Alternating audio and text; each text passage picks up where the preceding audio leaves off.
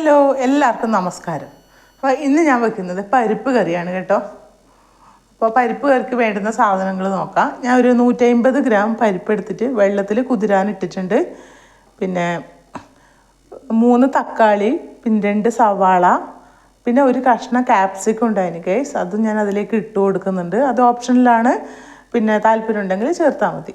അപ്പോൾ 2 പച്ചമുളക്, പിന്നെ കുറച്ചൊരു 5-10 അല്ലി വെളുത്തുള്ളി.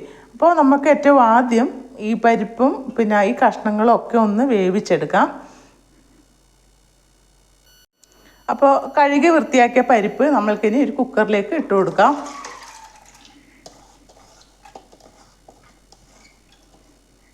അതിന് മുറിച്ച് വെച്ച തക്കാളിയും ഉള്ളിയും പിന്നെ ക്യാപ്സിക്കിൻ്റെ കഷ്ണവും പിന്നെ വെളുത്തുള്ളി ഇട്ട് കൊടുക്കുക. പിന്നെ നിങ്ങൾ എടുക്കുന്ന സമയത്ത് ഇത്രയ്ക്ക് ഉള്ളി തക്കാളി ഒന്നും എടുക്കണമെന്നില്ല കേട്ടോ. ഒരു തക്കാളിയും ഒരു ഉള്ളി ആയാലും കുഴപ്പമൊന്നുമില്ല. അപ്പോൾ നമുക്ക് കഷ്ണങ്ങളൊക്കെ ഇതിലേക്ക് ഇട്ട് കൊടുക്കാം. ഇനി അതിലേക്ക് നമുക്ക് മഞ്ഞൾപ്പൊടി, പറങ്കിപ്പൊടി ഇട്ട് കൊടുക്കാം. 1 ടീസ്പൂൺ പറങ്കിപ്പൊടി, ചുവന്ന മുളക് പൊടി, എരിവില്ലാത്ത മുളക് പൊടിയാണ് ഇട്ട് കൊടുക്കുന്നത്. അപ്പോൾ ഇതിന് മഞ്ഞൾപ്പൊടി കൂടി ഇട്ട് കൊടുക്കാം. 1/4 ടീസ്പൂൺ മഞ്ഞൾപ്പൊടി ഇട്ട് കൊടുത്തു. ഇനി നമ്മൾക്കത് വേവാൻ ആവശ്യമായ വെള്ളം കൂടെ ഒന്ന് ഒഴിച്ചു കൊടുക്കാം.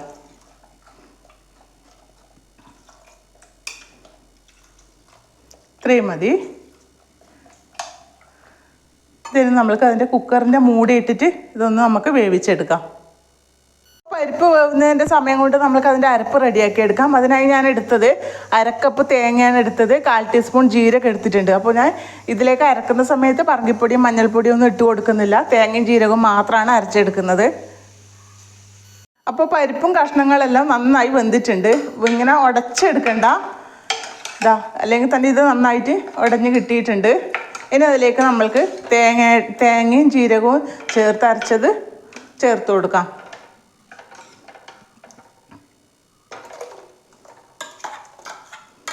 ഇപ്പോൾ ഒരുപാട് ചാറാക്കി എടുക്കണം എന്നുണ്ടെങ്കിൽ അങ്ങനെ എടുക്കാം. അല്ലാണ്ട് കുറച്ച് മാത്രമേ വെള്ളം വേണമെന്നുണ്ടെങ്കിൽ അങ്ങനെ എടുക്കാവുന്നതാണ്.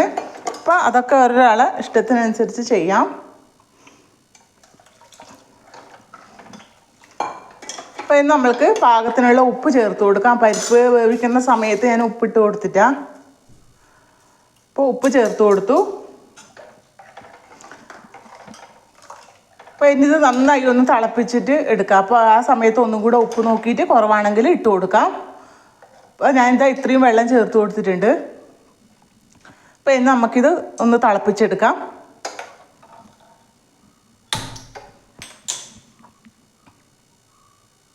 അപ്പോൾ പരിപ്പ് കറിക്കുള്ള വറവിന് ആവശ്യമായ സാധനങ്ങൾ നോക്കാം. 1/4 ടീസ്പൂൺ കടുക് എടുത്തിട്ടുണ്ട്.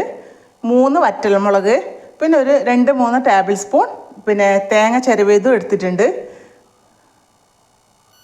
അപ്പോൾ തേങ്ങ അരപ്പ് ചേർത്തതിന് ശേഷം പിന്നെ കറി നന്നായി തിളച്ച് വന്നിട്ടുണ്ട്. ഇനി നമ്മൾക്ക് അതിലേക്ക് തേങ്ങയും വറ്റൽമുളകും പിന്നെ കടുകും വറുത്തിടാം. അപ്പോൾ ഞാൻ ഇതൊരു ചട്ടിയിലേക്ക് മാറ്റുന്നുണ്ട് കേട്ടോ. അപ്പോൾ വറുത്തിടാൻ വേണ്ടി ഞാൻ ഒരു പാത്രം അടുപ്പിൽ വെച്ച് കൊടുത്തിട്ടുണ്ട്. അത് ചൂടായി വന്നിട്ടുണ്ട്. ഇനി അതിലേക്ക് നമുക്ക് 1 ടേബിൾ സ്പൂൺ വെളിച്ചെണ്ണ ഒഴിച്ചു കൊടുക്കാം. അപ്പോൾ ആ വെളിച്ചെണ്ണ ഒന്ന് ചൂടായി വന്നതിന് ശേഷം നമ്മൾക്ക് തേങ്ങ ഇട്ട് കൊടുക്കാം. അപ്പോൾ വെളിച്ചെണ്ണ നന്നായി ചൂടായി വന്നിട്ടുണ്ട്. അപ്പോൾ അതിലത്തെ വെളിച്ചെണ്ണ ചൂടായിനോന്ന് അറിയാൻ വേണ്ടിയിട്ട് ഞാൻ തേങ്ങയുടെ പീര ഇട്ട് കൊടുത്തതാണ് കേട്ടോ. അതിൻ്റെ മേലെ കിടന്ന് ഇങ്ങനെ കറങ്ങുന്നു. അപ്പോൾ നമുക്ക് ഇതിലേക്ക് തേങ്ങ ഇട്ട് കൊടുക്കാം. അപ്പോൾ തേങ്ങ ചെറുതായി ഒരു ബ്രൗൺ നിറമായി വരുന്നതിൻ്റെ ഇടയ്ക്ക് നമുക്ക് കടുക് ഇട്ട് കൊടുക്കാം.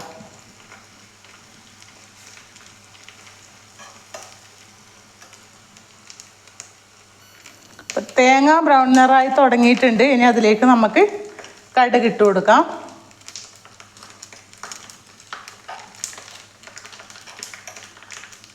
അപ്പോൾ കടുകെല്ലാം പൊട്ടി തുടങ്ങുന്നുണ്ട്. ഇനി അതിലേക്ക് നമുക്ക് അതുപോലെ തന്നെ വറ്റൽമുളക് കൂടി ചേർത്ത് കൊടുക്കാം.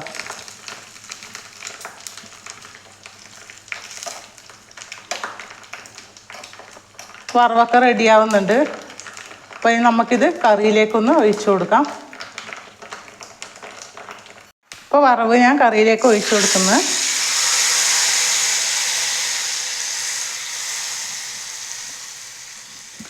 അപ്പോൾ അങ്ങനെ നമ്മുടെ ഒഴിച്ചുകറി റെഡി ആയിട്ടുണ്ട്. നല്ല രുചിയാണ് കേട്ടോ. എല്ലാവരും ഇതുപോലെ ഒന്ന് തയ്യാറാക്കി നോക്കിയിട്ട് നിങ്ങളുടെ വിലയേറിയ അഭിപ്രായങ്ങളും നിർദ്ദേശങ്ങളും അറിയിക്കാൻ മറക്കരുത്. അപ്പോൾ അടുത്ത വീഡിയോയിൽ വരുന്നത് വരെ എല്ലാവർക്കും ബൈ.